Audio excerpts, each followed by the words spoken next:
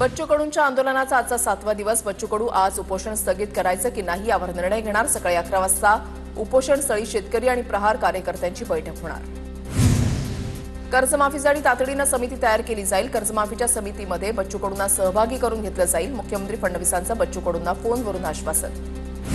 मुख्यमंत्री स्वतः बच्चू कडूंच्या मागण्यांकडे लक्ष घालतायत। बच्चू कडू यांचं आंदोलन लवकरच संपेल, मंत्री गिरीश महाजन यांची प्रतिक्रिया।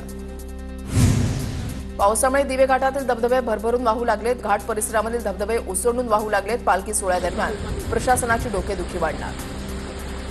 मुंबईच्या धरणामधील राखीव पाणीसाठा 16 जूनपासून वापरला जाणार।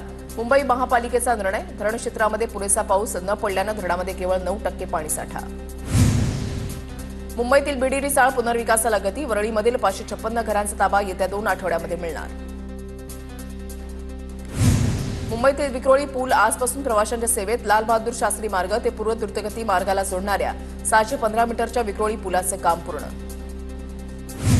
छत्रपती संभाजीनगरमध्ये डाळींच्या दरामध्ये घट। तूर, मूग, हरभरा या डाळींची मागणी घटल्यानं 10 ते 15 रुपयांनी दर घसरले।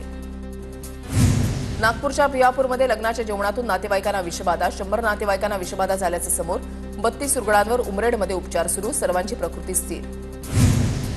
नाशिकच्या सातपूरमधील विश्वासनगरमध्ये मंदिरातील दानपेटीवर चोरट्यांचा डल्ला।